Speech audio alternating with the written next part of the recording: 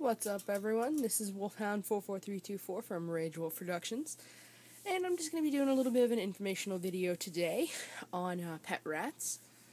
They're actually pretty popular with a lot of people. Hi, buddies. Reason being, they're cute, they're fuzzy, they're furry, they're friendly, they're active, they're inquisitive, they're actually pretty smart. Rats are kind of one of those things, you either love them or hate them. There is no really in between. People love them because, they're fuzzy and they have an adorable little face, and people hate them because of their long tail. If you're one of those people that hate rats, I just think you guys haven't gotten over the bubonic plague yet. Anyway, a couple things to keep in mind when you're going to get pet rats is that they do require a little bit of maintenance. They have some pretty serious allergies that you want to watch out for, like this little guy up here. This is my one little boy, Silas. Stop trying to nibble my fingers. It's not food. Come here, guys. Hi, buds. Come here, Silas. Ugh. Give me your butt. Hang on. Let me get him real quick. Try to get the... If you could see his little... that fuzz spot on his butt, it's kind of more white. That's actually, there we go. He had a bald patch there because he had some pretty bad allergies, and now, because of all of that medicine over there, come on, buddy, here, what? There we go. Because of medicine and treatment and everything, he's now doing lots better, and he's getting his hair back, and he's got all peach fuzz, and then this blue guy right here, the gray blue one, is his brother, Rex. Hi, buds. I actually got both of these guys from a reptile show. I rescued them. Yeah, leave it to me to go to a reptile show and come back with rats. But, so I got them when they were pretty young, so they pretty much trust me. I mean, they have no problem with me whatsoever, like, at all. They know I'm not gonna hurt them, so...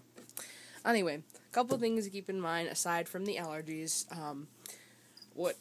As far as bedding goes, I use... Hey, will you get off of me? I'm trying to sit here and film. There is natural corncob bedding down there, and it's by, what is that? Ecotrition? Yep. Natural corncob bedding, don't mind those. Those are for the crickets. Get your butts in there. It's 99% dust-free, and it doesn't seem to bother their allergies. For some reason, I had them on Carefresh before, and I don't know why, but the Carefresh was bothering them. So, switched them to this, and they've actually been doing really well. Come on guys, get your heads in there.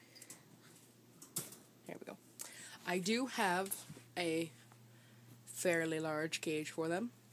It's got 3 levels. It was $90 from PetSmart. Yeah, I spoil them a lot. They love things that they could climb on. Half the time they'll use the levels to go up and down. Other times they'll just use the cage. They're very responsive. They're very bonding. Like, he's very quick to come down and see me, as you could see. If I come on over here...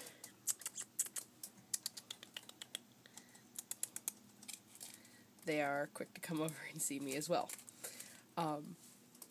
They love to climb. They do chew a lot, so you want a lot of things in there that they could chew on, like that little cheese block down there. It's made of nothing but wood, and there's a little chew stick in there, and then also there's a chew stick there, there's one in there, there's one up there, and then there's a little toy thing with a bell there. So, it's pretty important to keep something for them to chew on in there for a couple of reasons. 1, so that they're not destructive to their cage, and 2, so that they can grind down their teeth, because if they don't have something that they can grind down their teeth on, they will have their teeth overgrow, and you'll end up having to take them to a vet to get them actually cut down instead of naturally being ground down, and that could be pretty pricey. So it's easier just to buy a $2 bag of wood chews and toss a few in the cage, rather than spend almost $100 going to the vet to get their teeth cut down. Hi, buddy. Nutrition-wise, these guys are not picky eaters whatsoever. I have a mixture. Rex, will you get out of the way? I can't see your bowl. I have mine in a resealable container over here. And in here we have these pet block pellets. There's these little other pellet things, tiny pellets, a mixture of seed, corn, what else is that? Little bits and pieces of dried fruit. There's peanuts in here. What else is there? There's a lot of stuff in there. You can get simple wrap mixtures at any kind of pet store. It doesn't really matter which one you get. What I like to do is I get a little cheap bag of the wrestling. Hey, you two. Hey, come here. You nut job, you. Anyway, what I like to do is I like to get a little cheapy bag of rat food that has, like, all the pellets in there, some of the seeds, and then I go to another pet store when I go to get my bird food, and I just get a mixture of sunflower seeds, little white seeds, all kinds of different seeds, and they're wrestling. And then I mix it all together, and it provides that mixture down there. Other than that, there's treats that you can give them. There's these little yogurt drops. There's a medley treat thing over here. It's got all different kinds of seeds in there. And whatnot like that. And don't bite the bag. If you can incorporate protein into their diet, go ahead and do it. I have mealworms over here, and they absolutely go freaking bananas for mealworms. I actually started incorporating them in the first place because I wanted to give Silas some more protein so that he could recover better, and it's been working too because he's, been growing his hair real quickly and nicely. Other than that, you don't want to give them mealworms too much because they do have that high protein content, and Fatty Boy over there is a good example of chubness. They're still babies, though. They're only about 5 months old. As far as water goes, you don't have to have 2 water bottles in the cage for every rat that you have, or 1 bottle for a rat that you have. I like to keep 2 on there because it's just easier. I hate seeing them both trying to drink water out of the same one at the same time, and they do it anyway with 2 of them in there, so it's not really a difference. You can see that the water is a little bit yellow.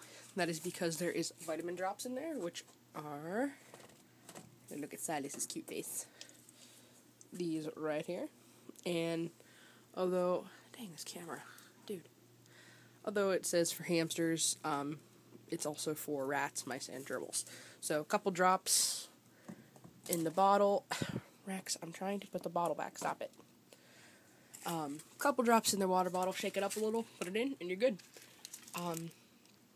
Now I have a few more fancy things in here. I have like that little tunnel that they can crawl through, and Rex is just dying for attention right now. So he's choosing to pick on his brother. And you hear them squeaking and stuff. That's just them playing. They're not hurting each other.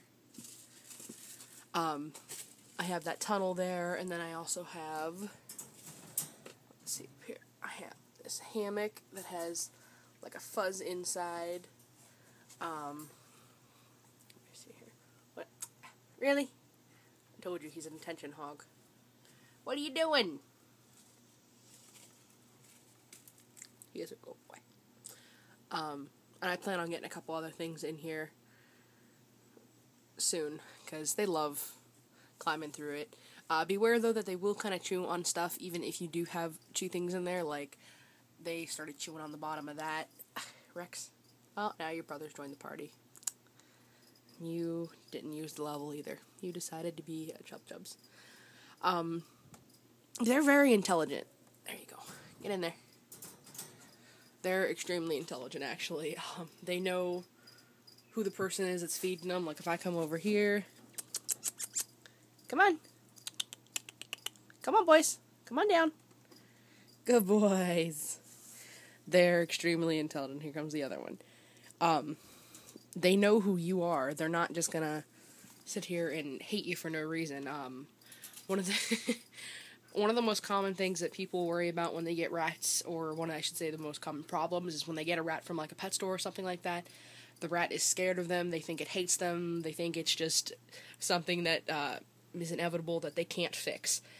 What are you doing, Rex? They're extremely active, too. Don't think that you're just going to get a rat and it's just going to sit in the cage the whole time. They are active. They run up and down the cage, the sides, anything that they can bounce off of, they will. Anyway, a rat is not going to hate you for any reason, a rat's not going to hate you for no reason at all. They're either scared or they've had bad experiences with humans, stuff like that. They're not going to hate you for out of the blue.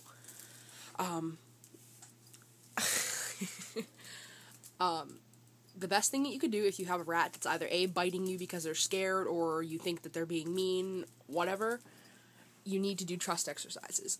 Start off with food. Rats will not deny food. Start hand feeding them whenever you can. Have them come to a specific part of the cage. Like, as you can see when I come over here, this is actually the cage I give them the most treats, so they know when I call them down, this is the part that they get food from, and the other one's kind of just playing in the tube.